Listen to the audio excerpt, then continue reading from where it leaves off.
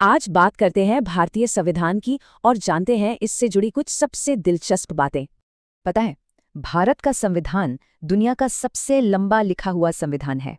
इसमें दो तारीखें खास हैं। 26 नवंबर 1949 को इसे अपनाया गया और 26 जनवरी 1950 को ये लागू हुआ। और इसे बनाने का श्रेय जाता है डॉक्टर B.R. अम्बेडकर और B.N. राव जैसे महान लोगों को।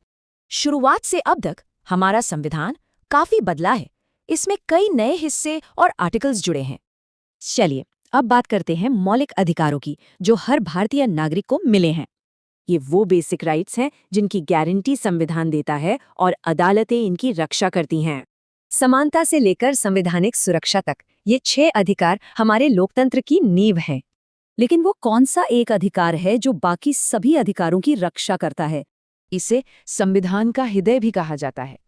ये है आर्टिकल 32, जो हमें अपने अधिकारों के लिए सीधे कोर्ट जाने की ताकत देता है। अधिकारों के बाद अब बारी आती है कर्तव्यों की। देखते हैं संविधान क्या कहता है। यहाँ दो बातें हैं, सरकार के लिए दिशा निर्देश और नागरिकों के लिए कुछ नैतिक जिम्मेदारियां। ये सिद्धांत आयरलैंड से लिए गए हैं, जो सरकार को गाइड करते हैं पर कोर्ट में लागू नहीं होते। नागरिकों के मौलिक कर्तव्य 1976 में जोड़े गए, जिनकी प्रेरणा USSR से ली गई थी। आज ये कुल 11 हैं।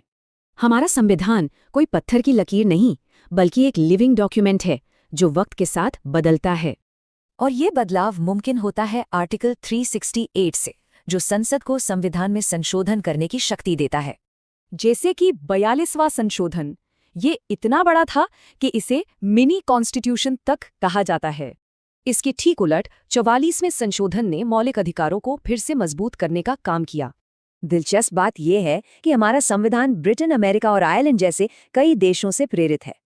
तो सोचिए, दशकों पहले लिखा एक दस्तावेज आज भी हमारे भविष्य का ब्लूप्रिंट है। पर सवाल ये है कि ये बदलती दुनिया में खुद को प्रासंगिक कैसे बनाए रखता है?